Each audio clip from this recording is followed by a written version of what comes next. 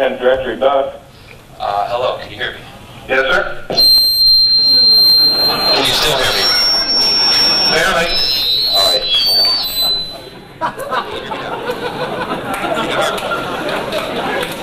Can you hear a big crowd behind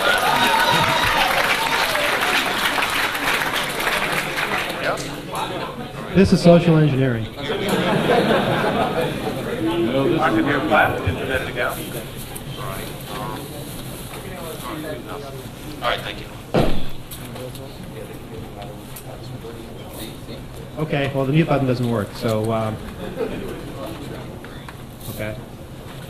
But we'll try. Try not to laugh too hard, because it makes social engineering a little bit more difficult.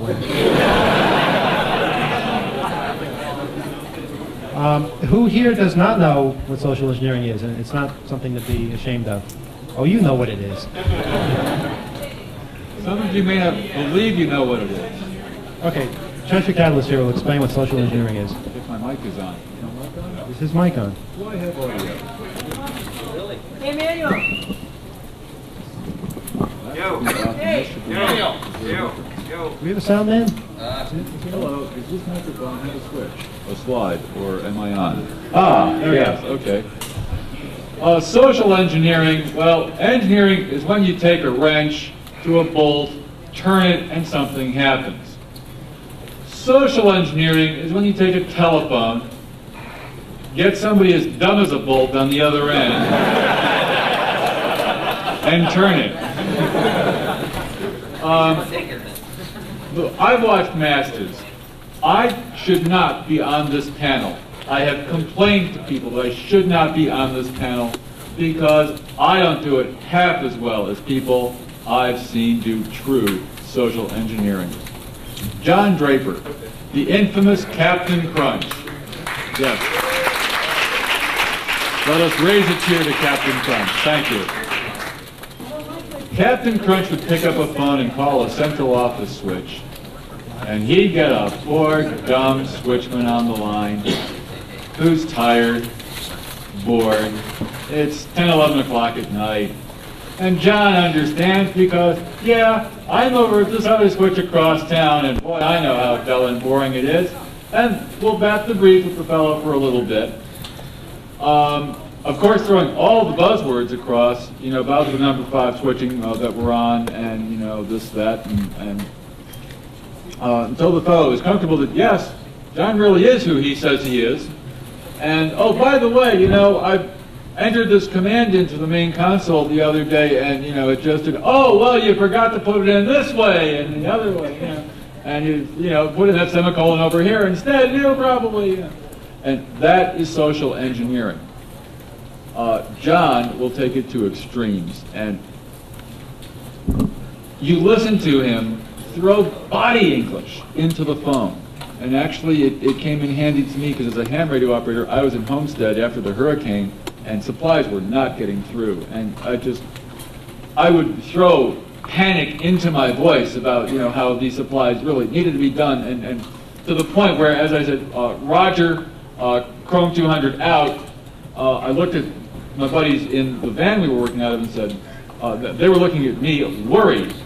And I said, well, do you think I threw enough body English into that? And that's really what social engineering is making them believe you are who is supposed to receive the information, whatever that information is. And one of the ways you can do it is by having information at your disposal that you share with them. Of course, this is my whole thing of sharing the knowledge, and so I do it pretty readily. I used to hack around on Marisat, the Maritime Communications Satellite, and it used to be hooked up to a New York City telephone exchange, which was very dumb of them. But then again, the entire New York City Twix exchange, the TWX teletype network, was hooked on a New York City telephone exchange. They never told anyone that this back door was there. In fact, I finally realized this was not a back door to the Twix network. The back wall was on a hinge. It was that open, and certainly not locked. But nobody ever played with Model 33 teletypes and modems, and I would just take Model 33 or a Lyra-Seekler dumb terminal, the ADM3, dial 690 plus the last 4 digits of the Twix number, listen for the modem tone, put it in the acoustic coupler at 110 baud, half duplex, and the damn thing thought I was a Twix machine. And I'd show up on a ship at sea. Hi, this is Chesire, a computer hacker in New York City. Does anyone have time to sit and chat out there? I now reach a ship's radio operator, hundreds of miles at sea. Absolutely nothing better to do than sit and chat, especially on someone else's nickel. So I'd get these guys out there, and we'd chat, and he'd say, gee, RCA Globecom gave me these here Unicode so I could get back to my home office. I'm reading this off my screen. And I can't figure out how to use them. Moment, please, which is the telex abbreviation, moment, please, And I reach for my stack of publicly available literature to Twix teletype operators, the RCA thing, and turn it to... Take the carrier ID thumb wheel and turn it to 2 for RCA, and then follow the 1+ instructions, and it'll get you right back to your home office guy. And so you share information like this, and here I was doing some salesman's job explaining how this stuff works, but these poor guys on the ships, they'd never had access to computerized kind of stuff before. And I was a computer hacker, right? So I shared the knowledge. It worked out. You guys got some tales to tell? Not really, not like that. We've all done some social engineering. Anytime we meet up against some imbecile in the phone company that won't tell us something that we have the right to know, you have to kind of keep trying. You get somebody that won't tell you something, you just call back and try again. You get somebody that gives you one little bit of information, you call back and you use that one little bit of information to get more information from the next person. It's amazingly like computer hacking, except the people at the other end aren't quite as intelligent as computers. Really, I can tell you 9x stories, but I won't. All right.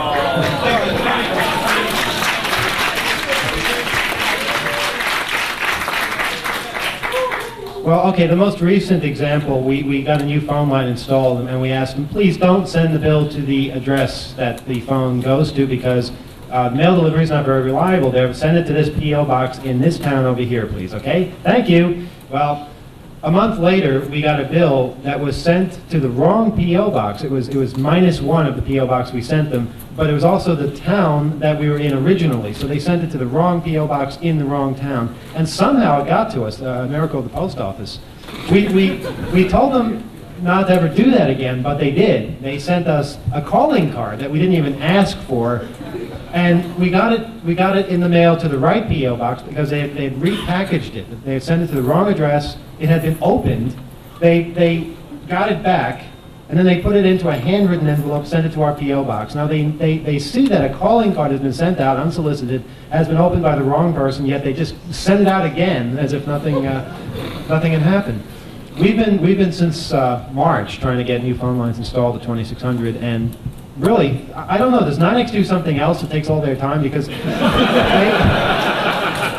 they don't have time for phones. They don't have time to fix things. Go outside and look at the payphones. They're in horrible shape. They don't get fixed. The same thing with residential. Anybody who runs a business, anybody that has ever tried to put up a site of slips and dial-ins has to deal with 9X. I've heard stories from Panics, from Escape, from Mindbox. It's awful what they do to people. Every business I know complains about that, and it's turning into a speech, but I don't want to. I once worked for a large firm. When I lived in New York, I worked for a large firm, and every couple of months I had to call the Western Union rep to talk about the Twix and Telex lines, and I always got a new rep. And I kind of suspected the reason. And the reason was I would have to sit down with the guys, explain things to them, and try to teach them what their job was about.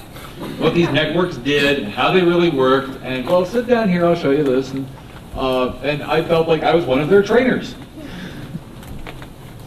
Yeah, the phone company mentality is kind of weird. Has anybody here worked for the phone company? You can applaud so we don't see who you are. I mean, there are hackers. They don't last long usually in the phone company because they want you to be of a certain set mind. They don't want you to ask questions or do things in a new way. Good example, a phone man came to my house once, and he was trying to find out what the line code was, what the phone number was, and he was dialing 958, which is our ANAC number here in New York, and it wasn't working for some reason. It was all busied out. He just kept dialing 958, and it was a rotary phone. It was taking a long time. And I said to him, you know, you can dial 511 too, and there's another one. And he just looked at me for a second, and he just kept dialing 958. It's like something just didn't quite mesh there. So what they do in the phone, there's a great book that came out maybe 20 years ago called The Biggest Company on Earth, and it was about the Bell system. And this was before the breakup, when it was all one big company. They owned your phone, they owned the wire in your phone, they owned the phone, the wire to the central office, they owned the central office, and they owned the long distance company. It was scary. And it was one big enemy for all of us. Well, now there's lots of big enemies for all of us. But locally, we still only have one company. We still just have 9X. And one of the things I know lots of us want to do is get competition on the local scale, make things more interesting for us for one thing, but also give us some maybe cheaper prices. So that's something that we're pushing for. As far as social engineering goes, though, I cannot think of a single company that is immune from this, that has not done some utterly stupid things. I once called up a company, Cable and Wireless, and I asked them what my code was, you know, and all I said was my phone number. And they told me what my code was. No verification, nothing. Another time, how many of you have MCI, friends and family? That was a great one. You know what I'm talking about. They have an 800 number where all you have to do is call the 800 number, enter your phone number, and then as security, enter your zip code. And they'll tell you all 10 people on your calling circle, which includes people with unlisted phone numbers. And not only that, but you find out how they related to you. Your brother at 914 or whatever. You know, whatever. They just put all this information in. Well, they changed that because we broadcast that over the radio here live. And now you have to get, I think, part of your account number, which is not very hard to get either. So it's always possible to get information from these companies. And it doesn't stop with phone companies either. Any entity, any people. I mean, people have tried to social engineer us at 2600 sometimes, you know. Yeah, I'm so-and-so. I need to know what address you have for me on my subscriptions. And it's like, you know, well, what's your subscriber code? You know, it's printed on your label. I don't have such a thing. Sorry, I can't help you. You have to send us your coding, or we can't help you. Phone companies aren't like that. They'll tell you everything. You just said that social engineers don't last within the phone company, but I actually met the guy in the Amsterdam area that does things in the social engineering way, and if the phone company can't figure them out anymore. At some point, we had 4 different contracts ordering about 90 phone lines in a very old building that had 4 different phone feeds coming in. And after 3 weeks of messing with it by 15 different people coming in and out, and they lost track. And the only record that was available of anything that ever happened that matched the truth somehow was the record we had. We had to give them every time. So I had all the numbers for all the boxes coming out of the central office, the PIN numbers there, PIN numbers in the street boxes, everything. We had to give it to them every time, and then at some point, they sent us the guy that they send if all else fails, and that's a social engineer that has to that gets orders to hack his own company to get it working, basically. If all else fails and a customer is complaining after a month, they send you a social engineer. And that guy does exactly what I would do. He calls up, says the order did go in, but it was in 3 weeks ago and they just didn't notice, even though it wasn't in. He just does all the tricks that we would do to get service quickly, but he does them to his own company. And, Bell Atlantic is doing that now too. They have somewhere around two or four different resellers come into the centralized operations group, and they front for the phone company for larger customers. They're all ex-telco. They all have the tariff syndrome, and they will all do anything you tell them to do to get the sale. And so the phone companies apparently understand this. Social engineering, though, extends well beyond phone companies. One story I told last year at HEU was about trying to get a computer dial-up number. We were at a university, this was a few years ago, and all we wanted to know was the dial-up for the mainframe. And they wouldn't tell us. That was privileged information for only the computer elitists. So we called up the computer center and we asked them, we did some social engineering trick which did not work at all. And they said, look, we're not telling you this is not information for you to know, we will never tell you this, blah, blah, blah, and they hung up. And we were very depressed, very upset that we couldn't get this information, until one of us thought to, after a few minutes, to call them again and say, yeah, this is so-and-so, actually after about half an hour, this is so-and-so from some office in administration, we heard what just happened, do you want to tell us about it? Well, sure enough, they had called in and said that somebody was trying to get this phone number, and they gave the details as to what this person had been trying to do. Some stranger called us up and was trying to get privileged information out of us. And, well, sir, what privileged information were they trying to get? Our computer number. What number would that be, sir? Thank you.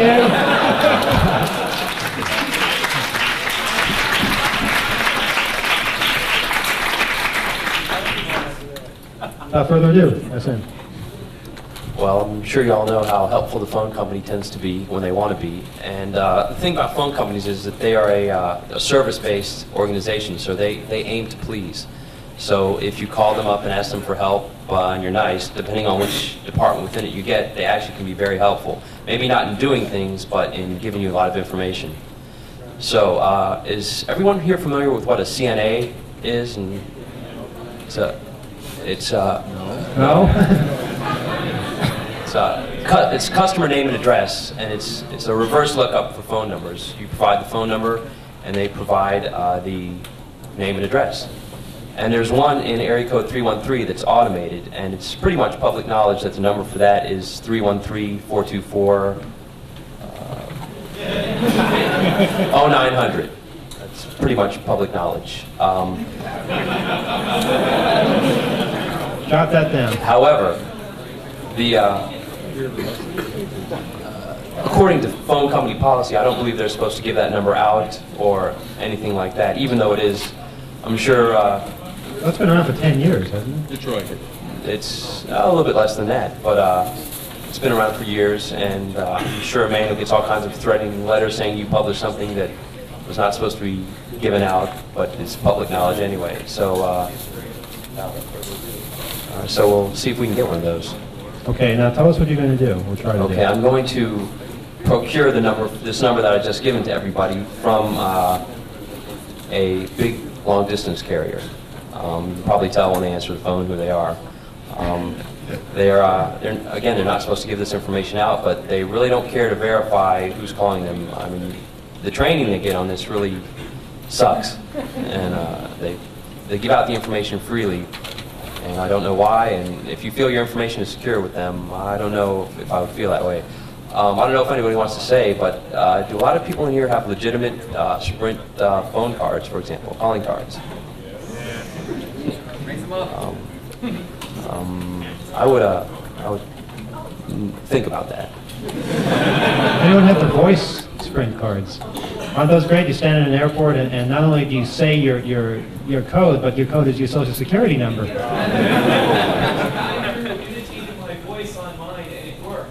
And when I called Sprint, they said, "Oh, we didn't advertise that it was secure, just that it was convenient."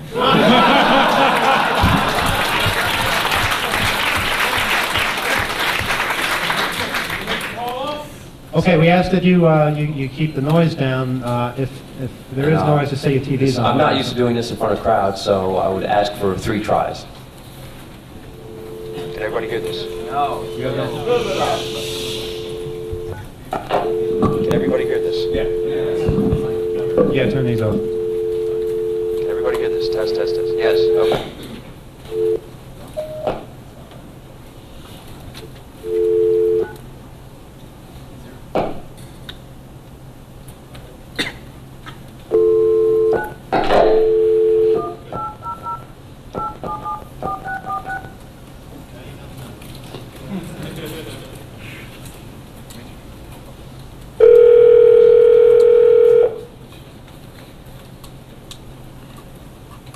Thank you for calling Sprint. One moment, please, while we connect you to a representative. Sprint Customer Service. My name is Chesire Smith. May I have your area code and your phone number, please? Hey, how's it going? This is Bob Dwyer over at Sprint Social Engineering. How's it going? I'm fine. How are you? Pretty good. Is CIS up for you guys over there? Yes, it is. Oh, this probably wouldn't be in CIS, though. Someone gave me the number for the CNA for area code 313 from here as a 518 number, but I believe it's a number from 313. Do you show the number for the CNA for 313 there? And your name's Bob Dwyer? Dwyer. Dwyer? Yeah, I'm over You're not able to pull it up? Our computers are down. Your computers are down? Yeah, that's why I asked you if CIS was up over there. Okay. Just a moment, okay? All right.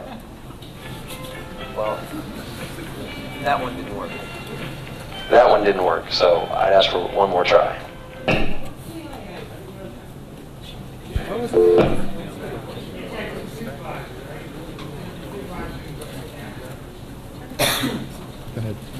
If they put you on hold, it usually doesn't work. That means something's up, we got to go ask the supervisor, it's not going to work. Don't even try it. And so, I probably could have talked to the supervisor, but I didn't even want to chance it. Do they have an ANI on those lines? They do not have ANI on those lines. AT&T does have ANI. What do you mean by CIS? CIS is the name of the computer system that Sprint uses. It's a common acronym for Customer Information Where do you get the System. CNA lists? They have them. They have them. You sell them? Huh? You sell them in shops and stuff? Oh, yeah. No, I do not make any money whatsoever.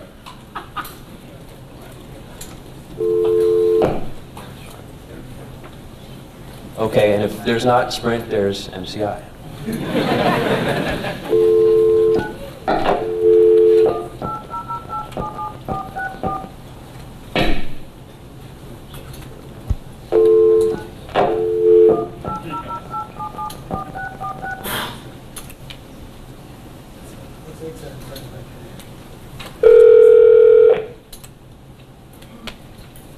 Thank you for calling Sprint. One moment, please, while we connect you to a representative.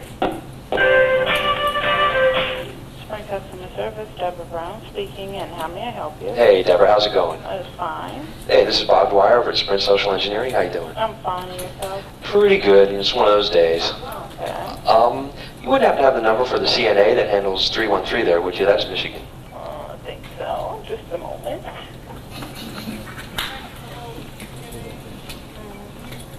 So you guys busy over there today?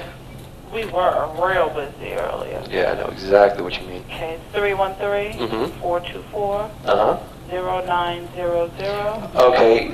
Let me give you the pin. That's okay. I think we have that. Oh, you have that? Yeah, we don't need it. Okay. Is it one of those 5-digit ones? Yes, sure is.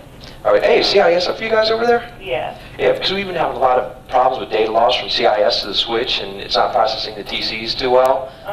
What do you show as the last account that you handled or processed? Last account? Yeah. 180. Oh, wait. Oh, no, wait. Oh, we have it right here. Yeah, in fact, CIS just came back online for us. They did it? Yeah. Oh. All right. Hey, thanks a lot for your help. You have a good one. All right. Bye-bye. Bye-bye.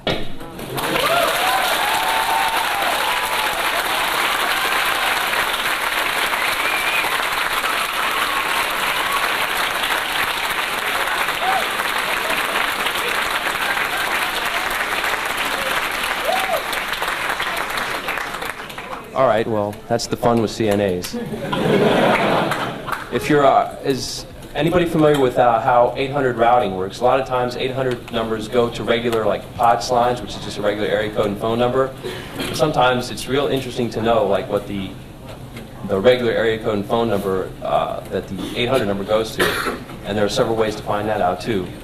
The number, for example, here's an 800 number. It's 800-282-2882. That's a very publicly known number. It's a number for a syndicated radio show. There we go. That's what it is. But it also goes to a number here in 212, which I don't have off the top of my head, but would like to find out. So.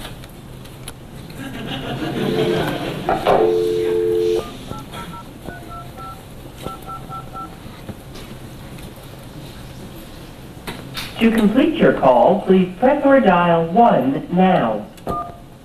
You have reached the Advanced Feature Service Center. To report or check on a maintenance problem, press 1. To activate a command routing, call allocator, select routing. To change the mode of 800...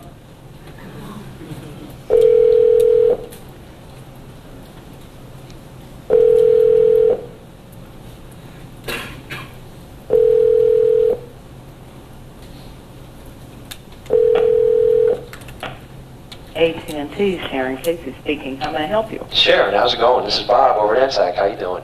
Oh, not bad. And yourself? Oh, pretty good. Just chilling. Are you guys like real busy over there? No.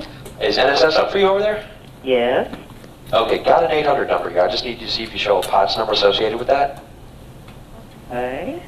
It's 800 282 2882.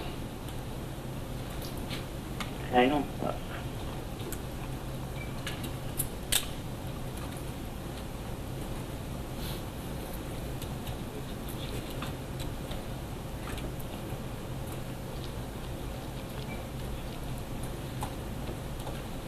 Okay, I'm showing as a basic rating line, AT&T. Show the POTS number? WABC, ABC, is that it? What is it? What did you say? That's company. Yeah, what name did you say?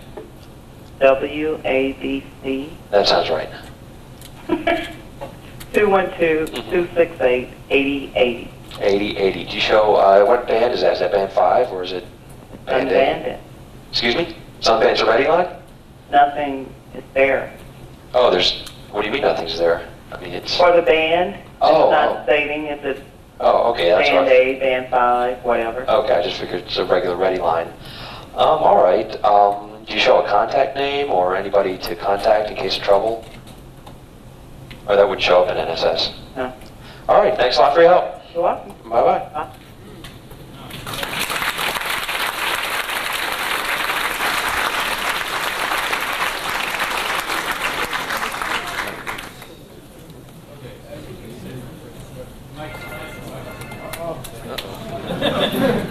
Hello? Oh.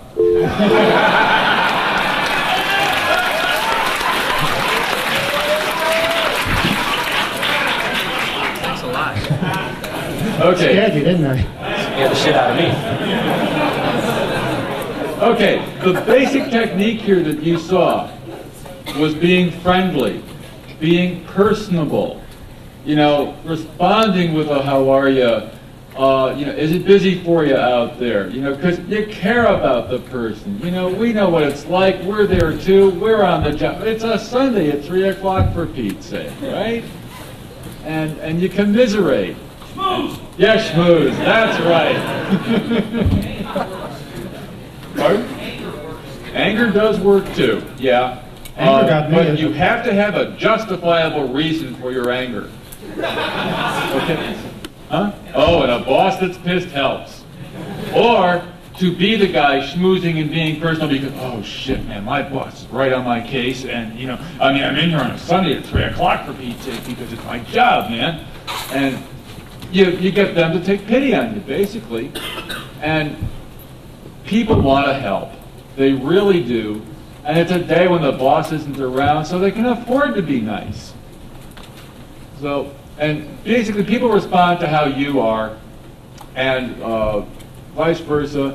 If you're a nice guy, they'll come on as nice people. If you come on really angry, you gotta, it's, well, wait a minute, and you start with aggressiveness on both sides. So it's almost better in some cases to start off, and be pitiful. It all depends on how things are going down, what you're trying to get accomplished. A lot of times when you talk with a really thick accent, they'll tell you things that they're not supposed to tell you just to get rid of you. Because they're having such a bad time talking to you that they just want to stop, and they can't just hang up on you because they listen to lots of times. So try that. Try being as annoying as possible without actually saying nasty things. Questions? Question? You want to see how MCI... Oh, I know what you're talking about. Okay. 1-800.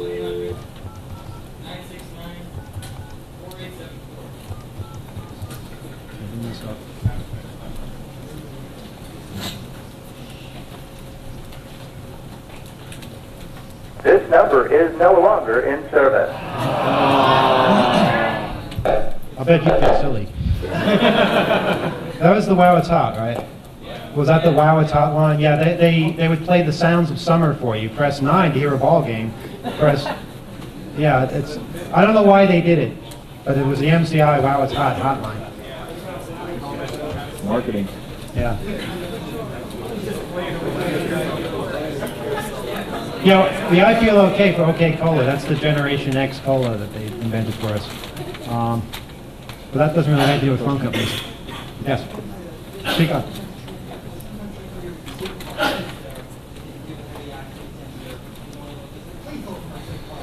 Mm-hmm.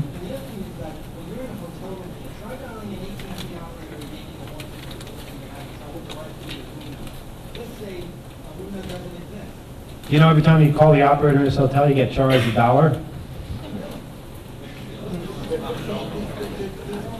I believe so. And 800 numbers, too. I guess we should have mentioned that at the beginning of this, shouldn't we?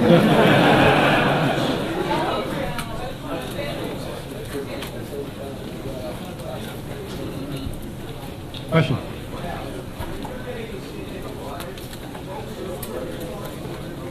Yes, that is a service rep.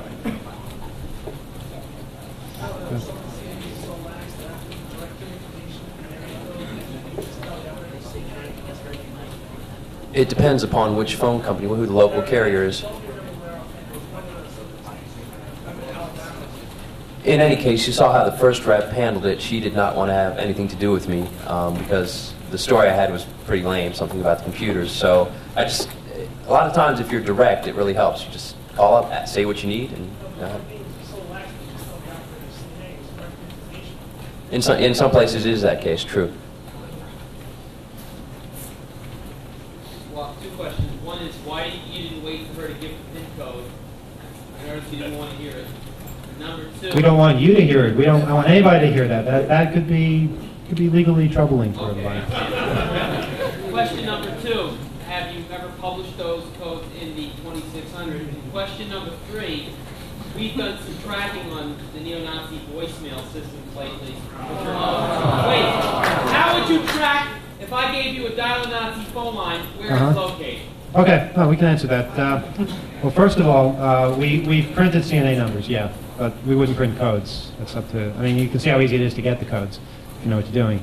As far as tracking a number, it's not hard. It sounds like the number you're talking about is the voicemail system. We'd have to engineer the voicemail company, call them up, see who's paying the bills, and once you find that out, once you have that information, all of a sudden you become that person in their eyes. And that means you can do certain things. You can have the number changed, you can have the number disconnected. Anybody get their messages? Well, you can have, if you're having trouble with it, they will reset your password to the default usually, and then you can simply take it from there. The good thing about social engineering, the fun thing, is that when you call up and you're convincing, you become the authority figure to them. You can give them commands to do certain things, and the person whose account it really is, all of a sudden is at a disadvantage. For instance, I can call 9X, and I can assign a special code to my phone line, which will prevent anybody else from accessing my records. Well, if I do it before the real person does it, they can't access their records, and I can. You know, so it's kind of screwed up, but if you know what you're doing, you definitely have the advantage. I'm not conspiring, just talking. Besides, hasn't the Nazi phone voicemail people, haven't they requested a credit card from your organization and you're simply responding to a credit request? Yes.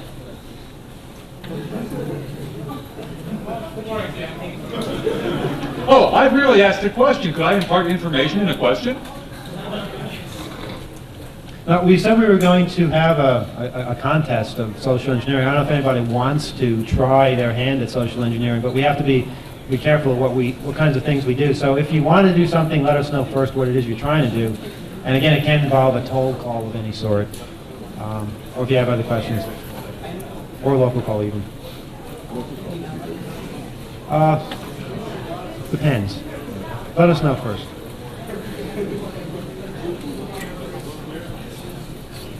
service reposition.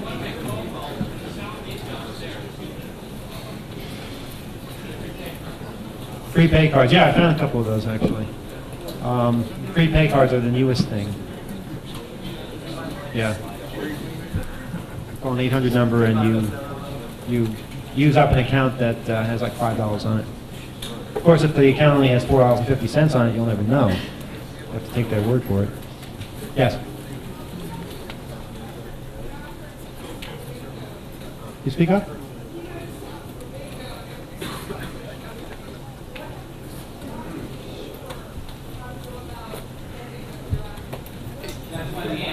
You can just ask for it. Before I used to not know what the name of their system was. I just called them up and asked them. I said, "What is the name of the system used there?" And she was like, "Oh, CIS," and then I knew. And actually, another thing there, if you absolutely know nothing, then obviously you've just been thrown into this job, and my training session isn't until next week, and oh my God, how am I supposed to get through this? And could you please give me a hand to let me know what I'm supposed to know here?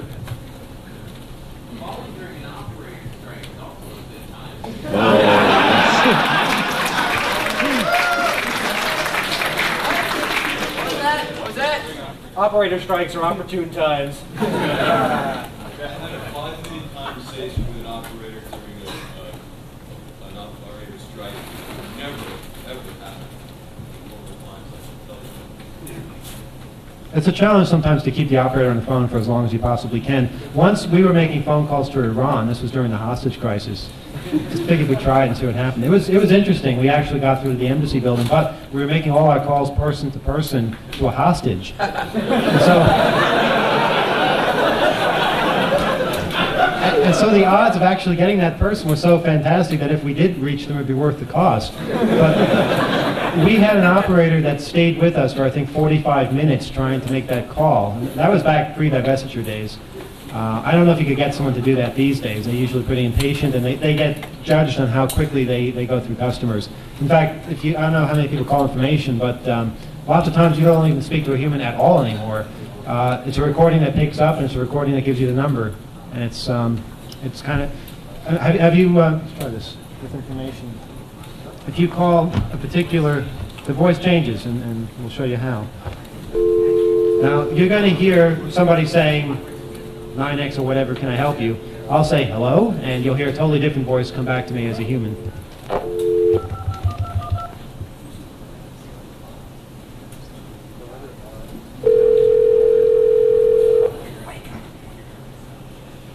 What listing, please? Hello? Hello. Can I help you? Oh, I'm sorry, I must have the wrong number. Is this, is this information? Yes, it is. Okay, I was looking for the number for directory assistance. Directory assistance? Yes. Directory assistance and information is the same, sir. Oh, that's not what I was told. No. Okay, what number do you have for that? What number do I have for what, sir? For directory assistance. This is directory assistance. May I help you? I need the number. Hold on, sir. Thank you.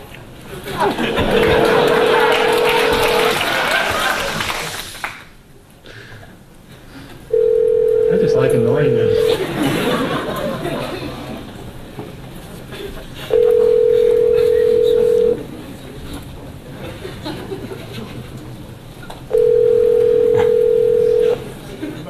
Must be a lot of annoying calls today.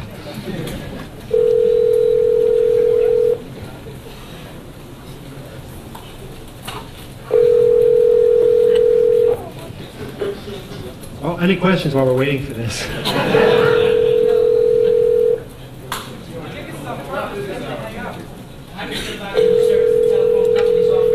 Whereby you can leave a message for someone who has an unlisted telephone number. That's an interesting one. Supervisor Ms. Morris, can I help you? Yeah, hi, I'm having difficulty. I was trying to get a number for directory assistance, and I got transferred all over. Okay, this is the Director Assistant Supervisor. Okay, thank you. That's nice, but I need the number for directory assistance. Where? Here, Assistant right here. Local, right here. Okay, so I can help you. Okay, but I just need the number. That's all I want. It's 411 or 555-1212. Okay, and that would be what area code? If you don't need to dial an area code, which Director Assistance are you looking for? Long distance operator told me I need to dial an area code whenever I call something. No, it depends on where. Where you call, if you are in Manhattan and need information in any of the 5 boroughs, you can dial 555-1212 or just 411. All right, which one is best to dial? Either one, it doesn't matter. They're both the same? 411, you get an answer faster, probably. Really? Why is that? I really don't know, sir. What about ones? What do you mean 1? Well, would I dial a 1 before any of that? No, if you're... Okay, where are you calling from now? You're in Manhattan? Yeah, I'm in a big hotel. Okay, so you're in Manhattan, and you want to get information for Manhattan or any of the 4 boroughs. You don't have to dial a 1, you just dial 411 or 555-1212. If you want to get information in another area, in Westchester, then you would dial 1-914 and then 555. That's probably what she's talking about. 1-914-555? Okay, I didn't get that. 1212. That's if you want. I'm sorry, I didn't get that last part. What? 1-914-555-1212. What number is that? If you wanted information in Westchester, I was just giving you an example, sir. Okay, I think I understand this. If you wanted information in Jersey, then you would dial 1-201-555-1212, or wherever you... I think it's information overload here. I don't understand these area code things, but okay, I guess Okay, where do you want information from? You're looking for information right now. From where? That's from the phone company, really. That's okay. You want to get a telephone number? I mean, I'd look in the book, but it's not here. Okay, you want me to look up a number for you, is that right? Well, no, you gave me the number already for directory assistance. That's the number I needed. Oh. Now, is there a charge for this? Yes. Okay. You're speaking with directory assistance now, so if you want a listing, I can look it up for you. Okay. Well, you already gave me the number I needed, which was 411 or 555-1212. So I actually got 2 numbers for 1 call. Right. Anywhere within the 5 boroughs, okay? You're within the 5 boroughs? Right. Okay. Manhattan, Brooklyn, Bronx, Queens, or Staten Island. Okay. Thank you very much. That's even more information for me. Thank you. Bye-bye.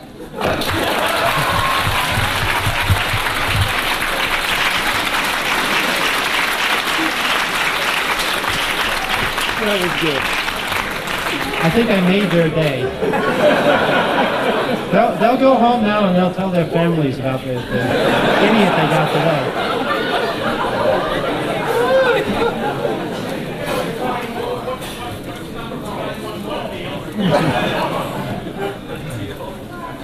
Question? Oh, yeah, right. That's a new service where if somebody has an unlisted phone number, you can leave them a message, even though they have an unlisted phone number. You won't be able to call them directly, but the phone company will, for I think $1, take a 1-minute message from you, and then you'll pick up your phone and you'll say, hey, so-and-so is trying to get a hold of you, and your number is unlisted. I guess you hit a touch tone or something if you want to give him your number, or you just get the message from that person and you call them back. It seems like it could be kind of useful, but it also seems a bit too expensive, $1 a shot. Yeah.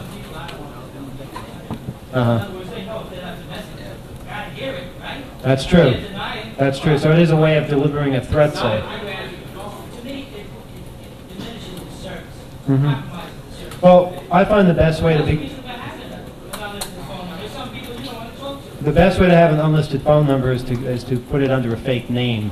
And that way, only people that know the fake name will get a hold of you. If you get a call for the fake name, you know they're going down the phone list, and you know how to treat them.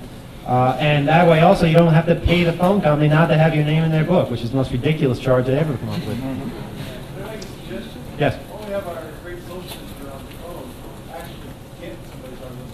Doesn't answer. Oh, if we hang up on them before they actually give it out. They still Yes. have internal, the phone company used to have a thing called the Enlisted Bureau in many cities. I don't know if they still have it in New York, but what do you know of the existence of one, that bureau? And 2, I'll be very blunt.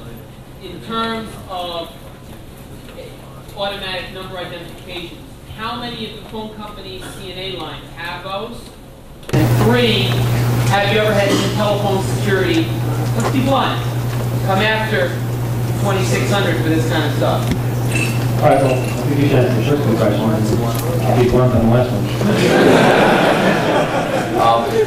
Could you go over what was the first question? One, do they still have the old, it's called the unlisted bureau? Is it internal line with the phone company? I've never experienced that. Well, what I've seen is the phone company, most of the Bell systems, the R-Box, have the system called Premise. And this is documented in many places. It's called Premise, and they can put an address into there, and the phone number will come up. You don't need the person's name. All you need is a complete street address, and the phone number will come up. Now, some of them are pretty savvy, and they'll say it's not listed. I'm not supposed to give it, but a lot of times they don't care. They really don't care, and they'll just give it out.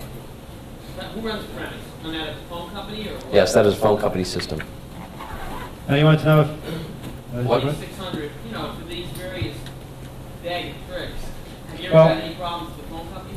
They get angry at us occasionally. They threaten us and tell us not to do these things, but we always know where the lines are, and we don't cross those lines. Some things are public information, some things are private information, and the things we print are public. Yes? The address they'll give you a commercial phone number holder, but they're not supposed to give you a private one, but they will give you from the address you just asked for. Outside New York, they don't know.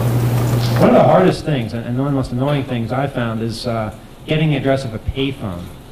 And that's something that, I don't know why they're so unwilling to part with this information, because if someone beeps you from a payphone and it doesn't take incoming calls. Has it ever happened to you? And you need to somehow reach the person or know where they are. It would be very handy to have. There are ways of getting that. I think through repair you can scam them into giving you the address, which is really something you should have in the first place. Yes?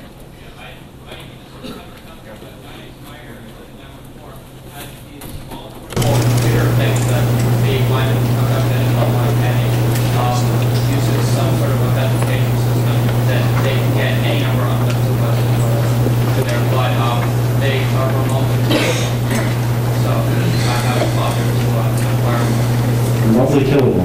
Yeah, like hey, you transmits an access code to get into the system, and this code access code. And when as soon as the box realizes the access code is killed, it drives itself. My God. Can the panel repeat it, please? So we can all hear? Right. Stand up and address the crowd. Can you please just repeat what he said?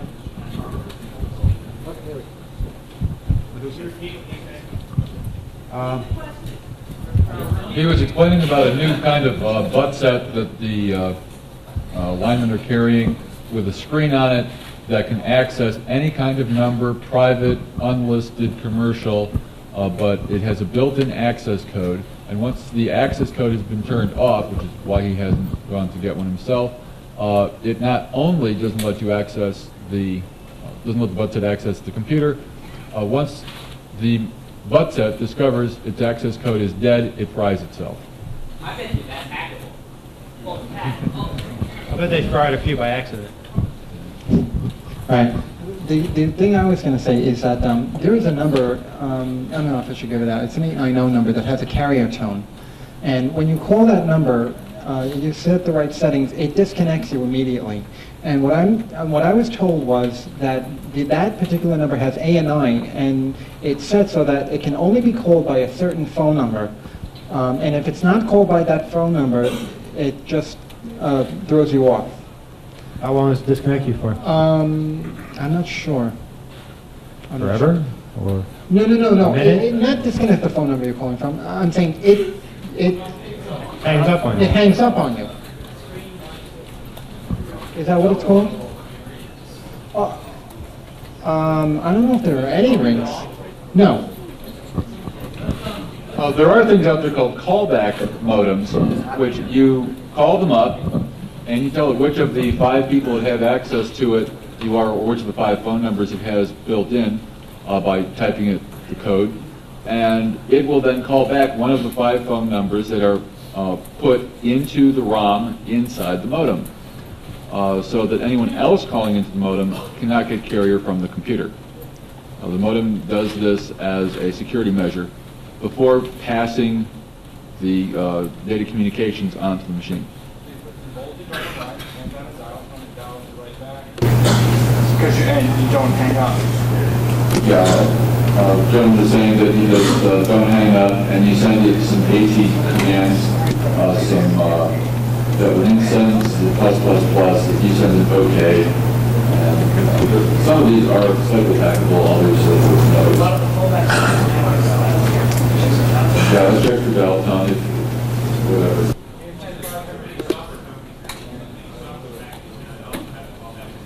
Yeah, and software has callback features, so it doesn't need specific hardware, I think.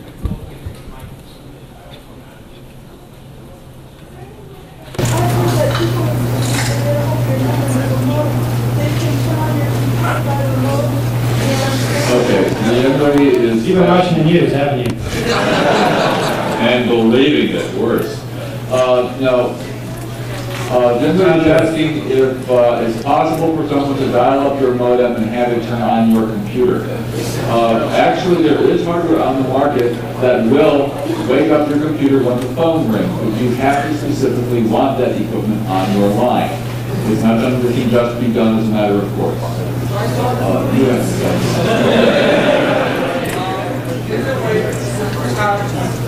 Someone's call ID, send them like a wrong number. We've had wrong numbers sent to us by the phone company. In fact, 516 area code is one of the few that you don't have to dial 1 to get out of the area code still, which means that you cannot have an exchange that has a 0 or 1 as the middle digit because the switch would have no way of knowing if you're dialing an area code or an exchange. Well, we got a phone call from the phone company, and it showed up on a line with the caller ID on it. It showed up as 215XXXX. And of course, it's impossible for there to be a 215 exchange in 516. And I asked them about this, and they said, yeah, that's how it shows up when the phone company is calling, because it's their consult number or something. So it's possible to change that number in some way. I don't know how to do it yet. You mentioned social engineering phone company, but you should also realize that just about any big corporation can be compromised in this way very easily, with little or no knowledge from that company, just by some of the methods that you use here. Oh yeah, some of us think we're the big bad wolves because we know how to deal with computer security. This is called networking. This is doing business. This is getting through the secretary. Right. Trying to speak to call I have been to computer security conferences. And I'm saying people get upset about this. This is like not a big oh yeah. people are calling it cost of the day. Right. The thing is that, well, they're worried about us as computer hackers, worried about all the information stored in their computers. The keyword is information. And what this is really information security. And in the old days, it was files in file folders inside file drawers.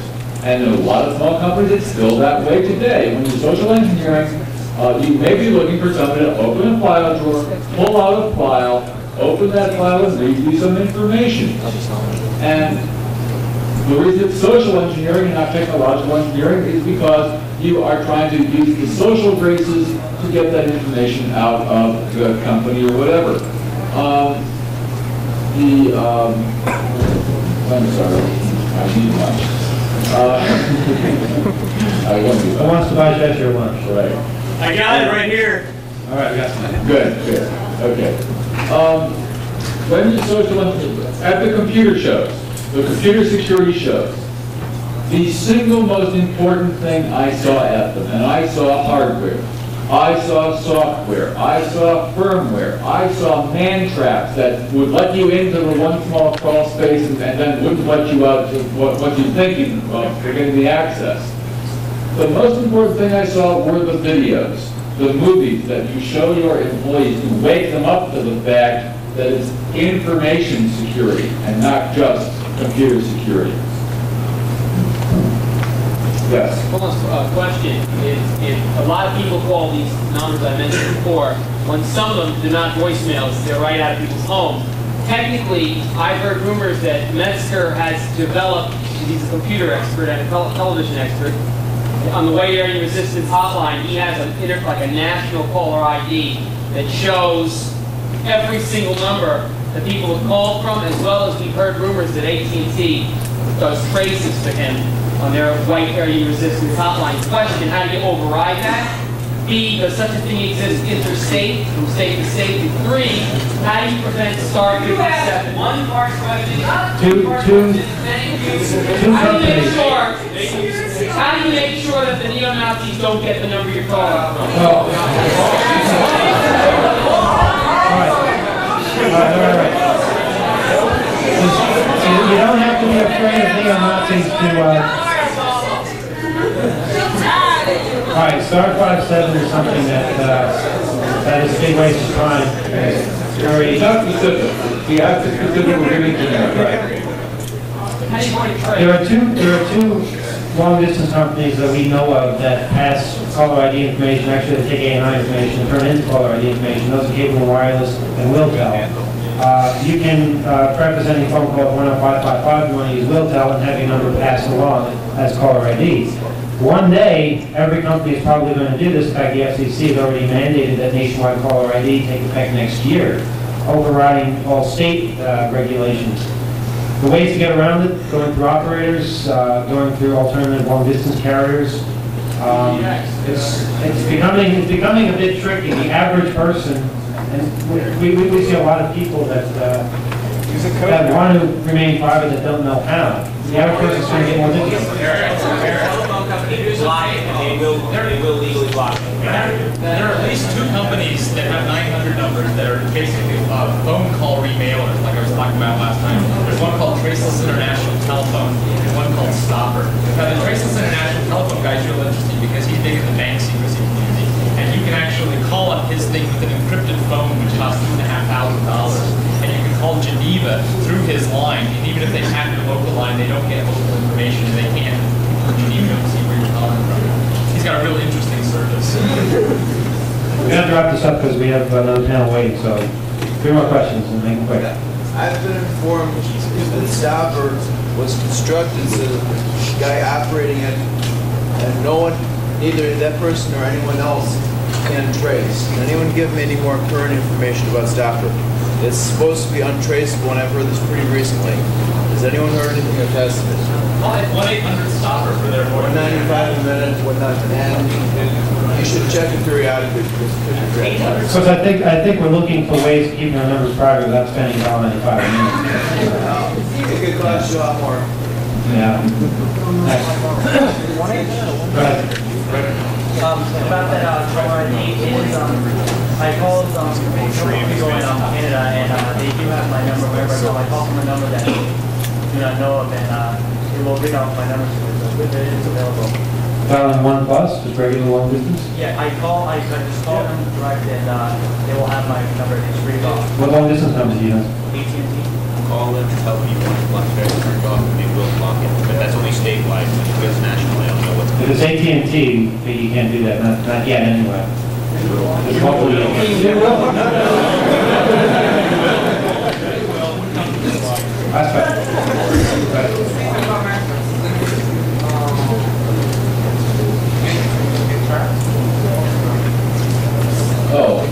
No, I'm sorry. It was one of the exhibits that I was looking at in the computer security trade show. And, sorry. Actually, let me address that in 1 minute. I went to a site that actually had the man-trap system, and they had the corridor we came down, before you walked into the foyer to the computer room. Then you would insert the card, walk into the man-trap, rack panels up here, right? And then insert the card to the other side and it would let me through. Meanwhile, if you unscrewed some of the equipment in the rack panel, you could walk through. It was all raised floor, so you could pull it under and up. Ceilings, Bill Armstrong, and this was secure. I knew exactly how I was going to make the movie.